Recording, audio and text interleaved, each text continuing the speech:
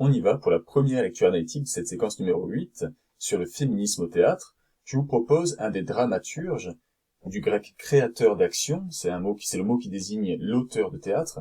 Donc un des dramaturges que vous connaissez le mieux, un des plus célèbres, Molière, avec un extrait de L'École des femmes, l'acte 5, un extrait de la scène 4 de l'acte 5.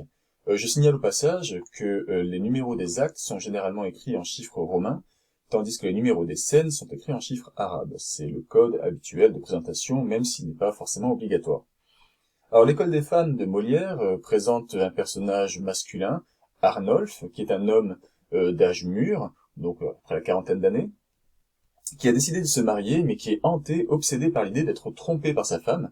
Donc, il a décidé d'épouser sa pupille, la jeune fille dont il est le tuteur, dont il a la responsabilité légale, et qu'il a éduquée dans l'ignorance totale de tout. Elle a grandi dans un couvent, elle ne connaît rien du monde, rien de la société, rien de l'amour et rien des hommes. Il a bien pris garde à ne rien lui apprendre, de manière à ce qu'elle soit obéissante et à ce qu'il puisse avoir confiance en elle.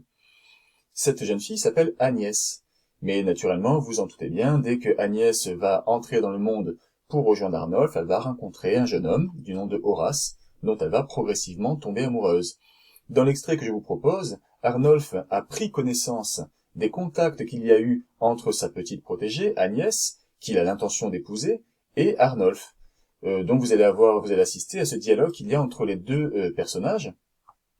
Je vais vous demander de lire le texte que je vous présente ici.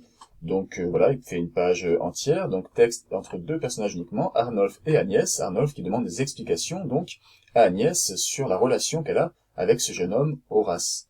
Mais je ne vais pas vous proposer de lire uniquement le texte, encore une fois, du théâtre, c'est du spectacle vivant, donc je veux que vous voyiez la scène, et je vous proposais de regarder l'extrait de la compagnie Roumanoff.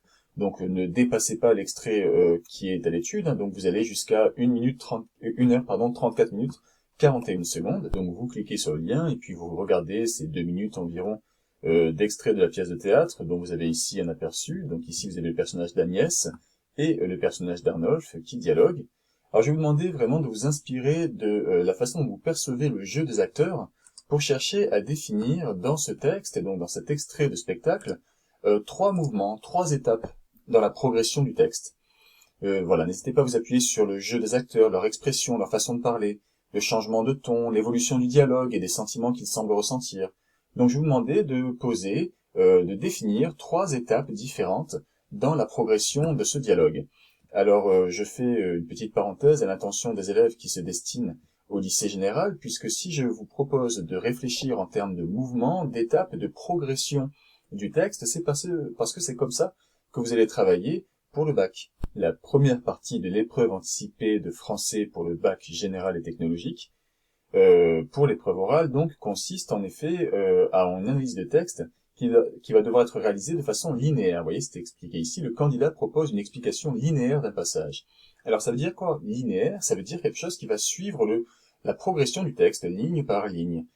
Il s'agit de rendre compte de la perception de lecteur, comme si on avait un mouvement naturel de lecteur, mais sur lequel on revient, qu'on commente, qu'on problématise, et où on rentre dans le détail.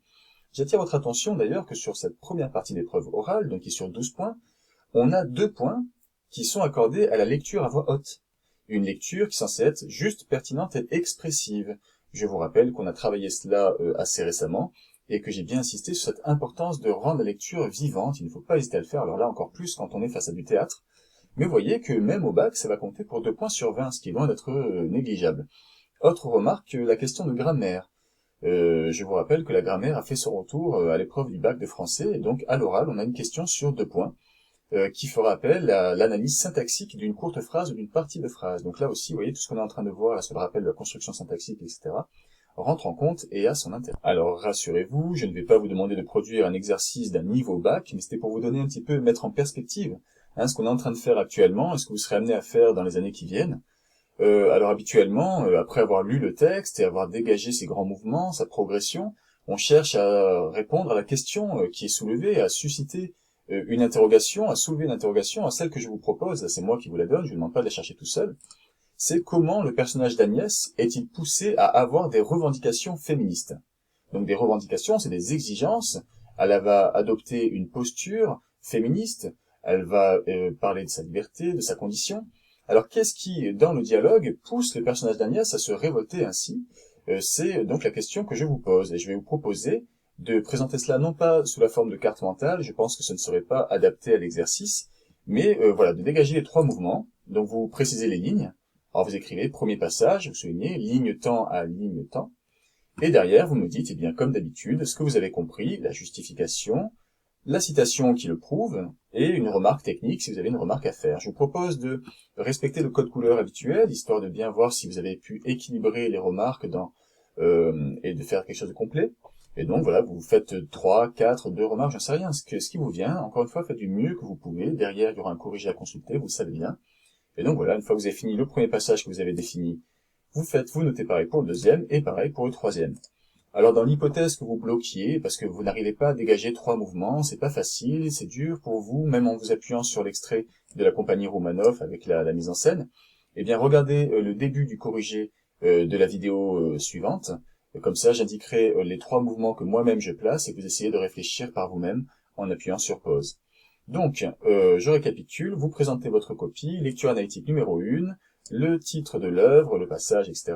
Inutile de noter la consigne. Vous notez la question que l'on pose en revanche, et puis derrière, vous faites votre analyse en présentant vos remarques et en appliquant le code couleur. Bon courage!